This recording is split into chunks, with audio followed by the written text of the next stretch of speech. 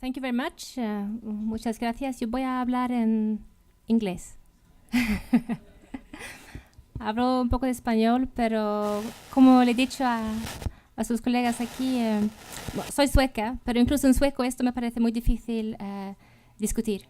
Mi trabajo es siempre en inglés y cuando voy a Suecia para presentar mi trabajo me siento tontísima, pero porque no llego a explicarlo en sueco, así que en español nada. Lo siento. So I am here today to talk to you about the work that the European Commission is doing on the work on sustainable buildings, which goes beyond energy efficiency. We have other colleagues in another part of the Commission, which is working on energy efficiency specifically. So if you at the end of the day have questions on that in particular, I can try to answer, but it's more likely that I will take them with me home. But I will be talking about resource efficiency opportunities in the building sector. So why is this important? Well, the resource consumption throughout the full life cycle of a building is quite substantial, to say the least. ¿Soy yo o no? Vale. We see here some figures which are quite impressive. Half of our extracted material goes to the building sector or to the construction sector. Half of our energy consumption, if we look at the full life cycle of the building, so not just the use phase, but looking at the whole cycle of the building. A third of our water consumption is directly related to the buildings.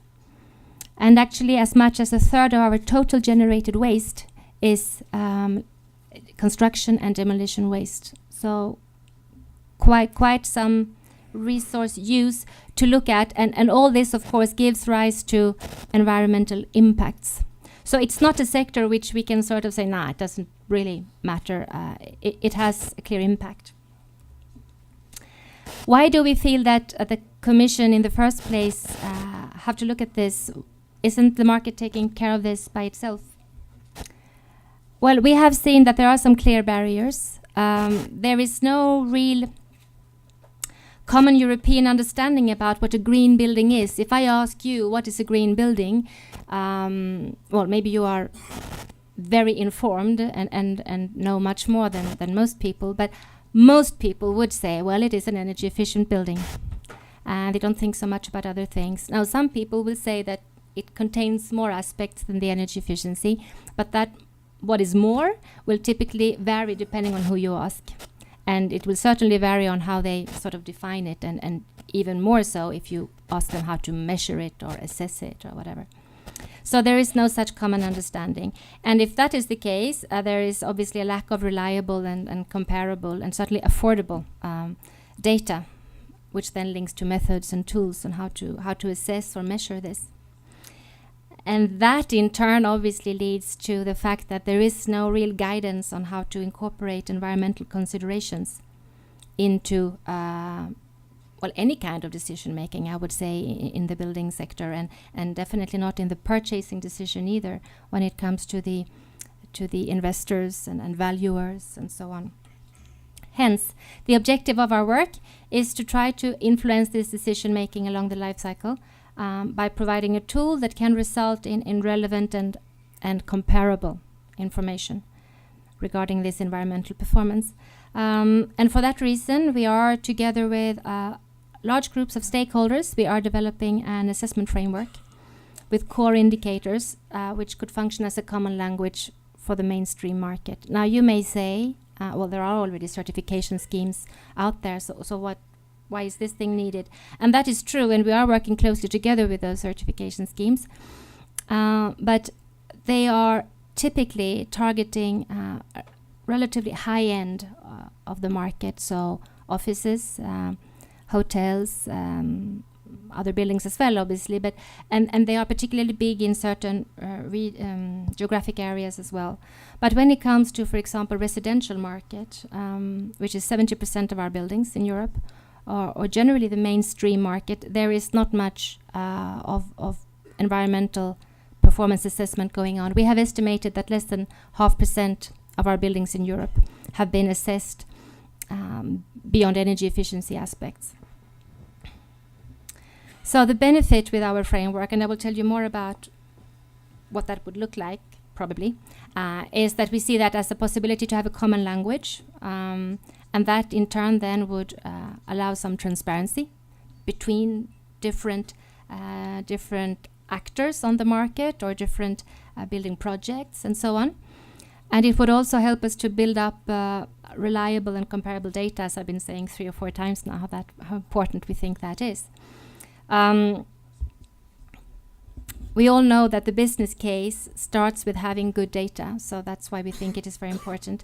We also believe that it would make it easier to have an effective transfer of better and best practices between companies, building projects, member states, etc.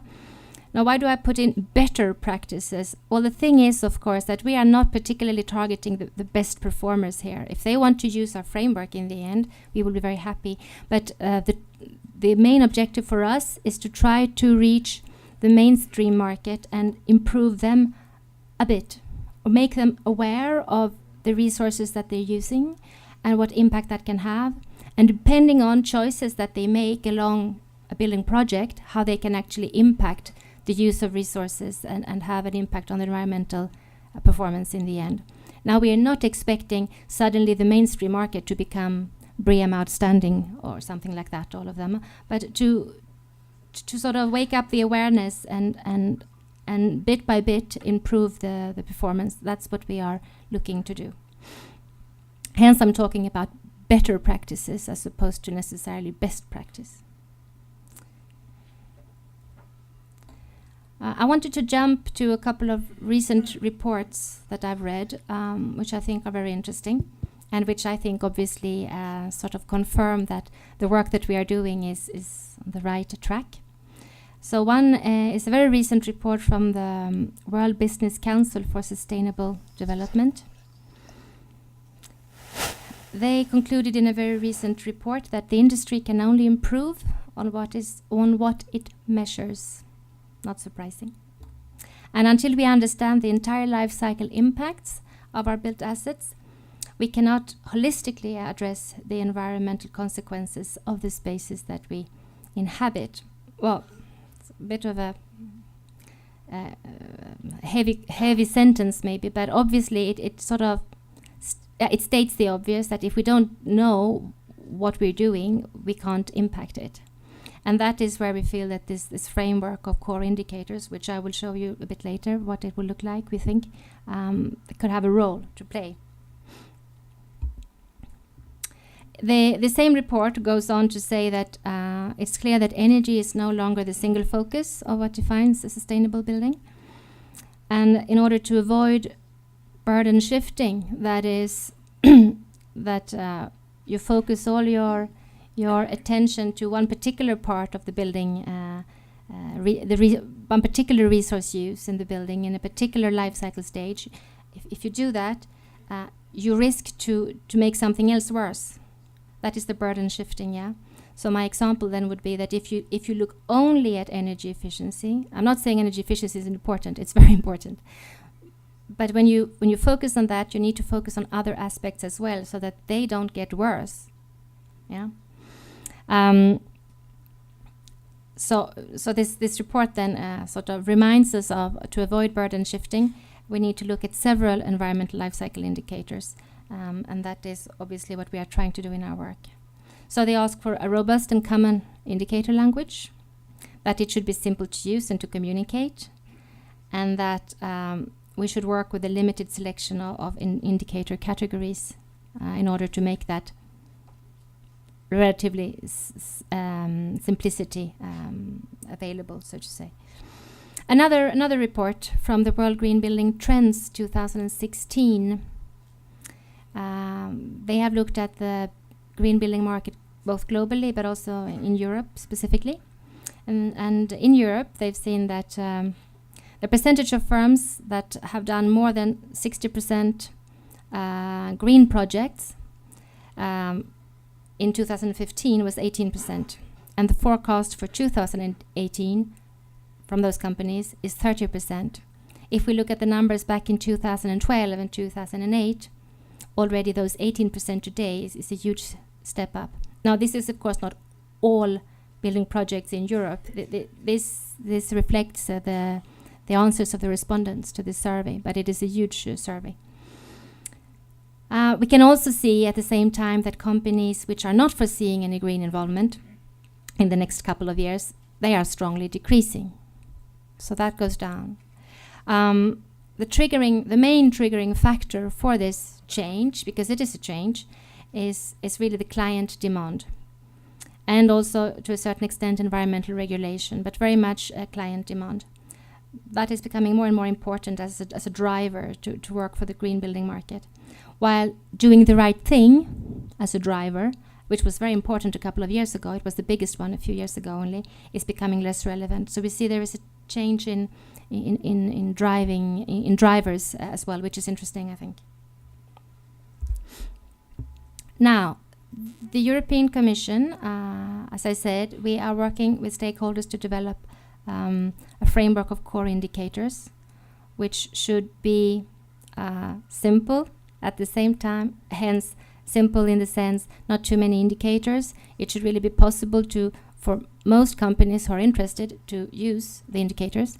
At the same time, of course, as it should be comprehensive enough so that we don't risk burden shifting, for example.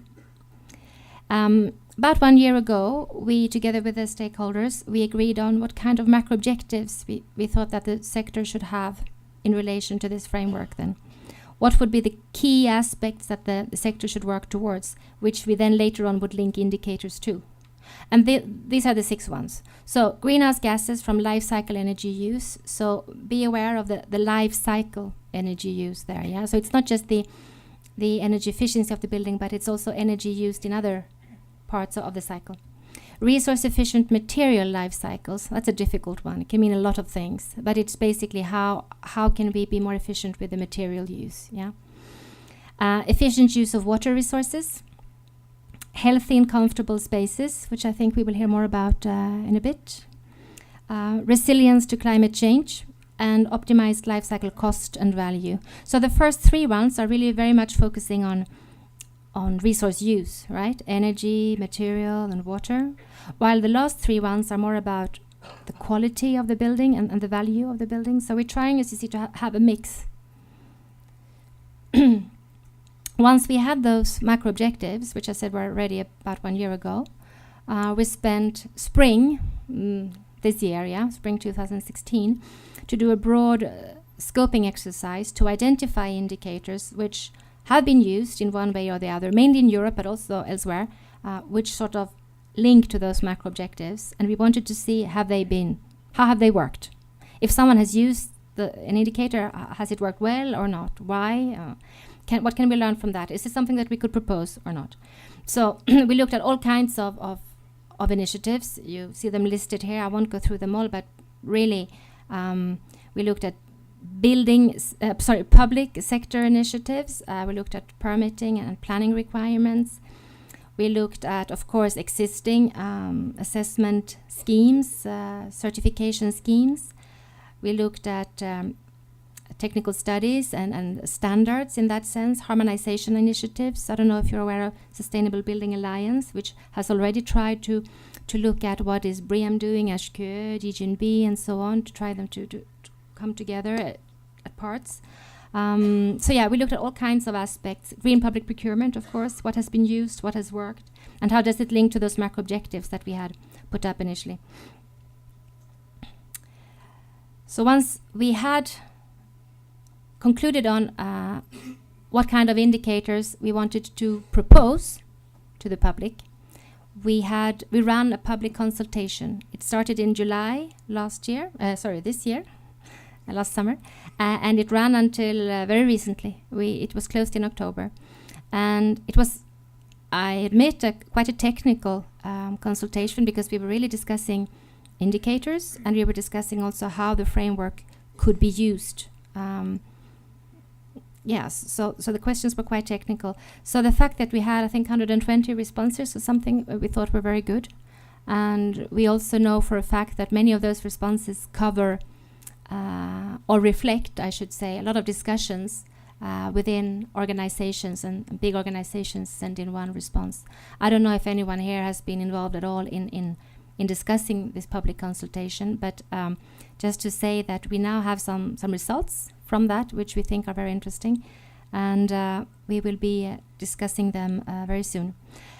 So anyway, we had all kinds of respondents to this public consultation, contractors and supply chain, of course, design team members of all sorts, assessment schemes, very important for us to hear their views as well. All kinds of, both on the supply side, but also on the demand side, the client side. It's very important for us when we are developing this, that we hear the voices of the investors and the property valuers and so on, because if they are not interested in it, it won't take off, obviously. I mean, you know that better than I do, who work in the business. So we really try to include them in this discussion as well. So we had feedback, as I said, on both the suggested indicators, but also on horizontal matters, on how we would actually use it, and how we could how we could work with it, and how we could encourage people to use it, and so on and so forth. So I thought I would share with you some general outcomes from this public consultation. I should say that next week, on Wednesday, we have a major meeting in Brussels for those stakeholder groups that we have worked closely with when we have developed this work. So we will then present the more detailed results of the public consultation, and we will discuss with them, and we hopefully could get to some agreement based on that discussion. But I thought I would share with you some general outcomes from it, so that you get a flavor of what I'm actually talking about. Actually, I think I'm going to start with another slide. Here, I start with this one. So the most popular indicators from the public consultation then were the following ones. So operational and embodied energy together were seen as very important. So that would mean obviously the energy that has gone into the building before it's used at all, and then the use phase. And then cradle to grave life cycle analysis. That was maybe a little bit surprising to us, because we thought that, well, we knew that some stakeholders are very keen on including this more than what is happening today. But we also thought that many would be a bit more cautious about it, because of course we know that it requires an effort, at least initially, to set it up, so to say. But it came out as something which many people felt very strongly about, actually. Then construction and demolition waste. I was less surprising, I would say, and obviously also the hazardous part of the construction and demolition waste. The mains drinking water came out high as well. Obviously, that depends on also which part of Europe you're in, but in general, that is considered something that should be looked at. When it comes to healthy and comfortable spaces, which was one of those macro objectives that I mentioned before, we have focused this work now on indoor air quality. There are, of course, many aspects of healthy and comfortable spaces, but as we wanted to sort of take it easy and not come with 25 indicators, we wanted to keep it simple to start with. We decided that we would focus on indoor air quality, and hence the most important indicator in that respect then is linked to the airborne pollutant levels. When it comes to the macro objective of climate change, resilience to climate change, we have focused on the risk of overheating and the additional cooling energy that is required for that. And that came up as very high as well. Again, obviously, slightly depending on where in Europe you are, but in general it was seen as important. And then the last part is the life cycle costing, which would include acquisition, maintenance and utility. And obviously that is something which is very important for certain stakeholders, but those stakeholders are very important to get this machine to roll, so to say, so that comes up as well. So if I go back now, yeah. So those were the indicators that came up high on the list. We also got a response saying on the more general questions, horizontal questions, that it should indeed be a mix of sort of standard indicators and more advanced ones. I mean, for example, the LCA one, clearly the life cycle analysis one, is clearly something which would require more to use. But the answers were quite clear in the public consultation that some of those indicators should actually require greater expertise, so that we could encourage market leaders. And it also came out that the framework should be able to support comparison, primarily at the national level and project level, obviously between one project and another, mainly in the same country, because different countries have different building cultures, they have different materials maybe that they use, different climates and so on. But it should also be possible to use if wished for at the European level. Obviously, data used as input to calculate those indicators can be a very different level and hence quality. So what I mean is that if you have not worked much with LCA before, you may want to work with some kind of general industry data which is available. If you want to improve the quality of your data a bit, you could, if you have the possibility, you could use regionalized data. That is data which is it's sort of standard industry data, but for the country or for the region where you're working. So that would be one way of improving the quality of the data. And of course, the best data you would have if you didn't, if you had data specifically from your process, that would be, and then you would have really good quality probably of your data. But we don't expect everyone to have that fantastically good quality from the beginning. So you can have data used as input of different level, and for the sake of transparency then, the users should report on the data sources and hence the quality, so that the one who then sort of picks up the results of a building project's indicators can judge, okay, how good is this data, and how much can I trust it when I, for example, value the building then. It also became very clear that most respondents were keen on having, looking at the performance of the building, both at the design stage, but also at the post-occupant stage, and that it was very important to include the potential for occupant surveys. And I think, again, we will hear more about that later.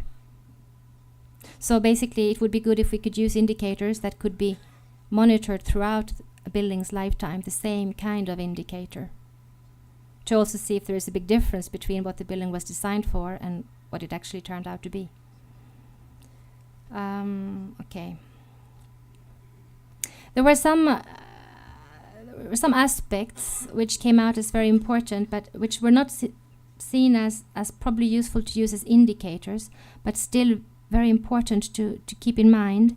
So we will probably include that somehow in the guidelines that we will prepare for the framework.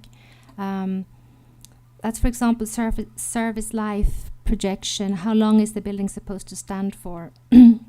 Designed for adaptability. How adaptable is the building, which also, of course, will have an impact on the service life then. And designed for disassembly as opposed to demolition at the end of the life of the building. How do you take that into account at the design stage?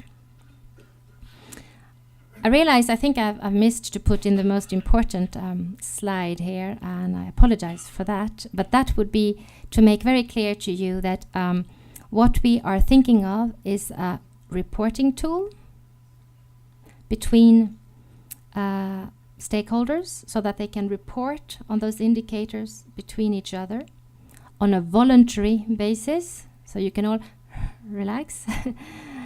A voluntary basis, a reporting tool. We also hope, but that remains to be seen, but we hope that the bigger certification schemes, well, that existing and maybe future certification schemes will use these indicators, this framework of indicators, as a module in their schemes. next to their larger set of indicators, so that they, between themselves, would be comparable on those indicators. Now, obviously, that depends on if they are happy with what we, of the result that we come up with. But they are working closely with us on this, and the idea of having it as a module in their schemes was something that they suggested themselves a number of years ago. So fingers crossed that we can get to that as well. So I said a reporting tool. I said module in existing schemes. I said voluntary. We hope that it will be used by public authorities in green public procurement. So that is what it is. What it is not, or what the framework should not be used for, we are not intending to, set up a European certification scheme with a European logo saying European Green Building or something like that. No, that we wouldn't. Well, there's no need for it, I think, because there are already fantastic certification schemes around, and plus there are we wouldn't have the resources to do so in no way. So that it will not be, and obviously also we will not attach European benchmarks to it. So if we suggest an indicator of embodied energy, for example, we don't expect to link European benchmark to that. We would be very happy if companies themselves, after a while, started to internally set some objectives for it. We would be also very happy if in green public procurement, some member states started to attach benchmarks to it, but we will not do it at a European level. So the next steps for us is really to, as I said, on Wednesday, we will have this bigger working group meeting in Brussels, looking more carefully at the results of the public consultation, have discussions, and hopefully be able to draw some conclusions on that. We will draft guidelines for the indicators on how to use them and the methodologies for how you assess them and so on and measure them next spring.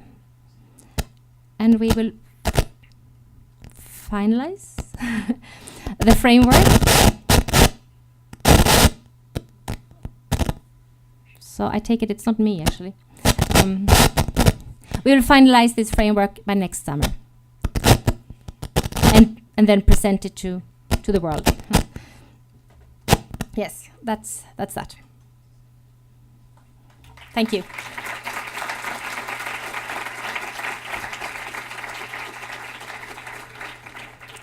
Maybe I can just say, maybe I can just say that we understand, of course, that it's not enough to just develop this framework and then sort of put it on a website somewhere and then hope that everything is going to be fine. We are starting to work together with different stakeholders as well on discussing on how can we encourage the implementation of this, even if it is a voluntary tool, how can we push this forward, how can we help with, and how can they help us with testing, demonstration of the scheme and seeing that it actually works or not, so how can we fine-tune it, could we link funding to it, etc. So that's something that we're looking at as well.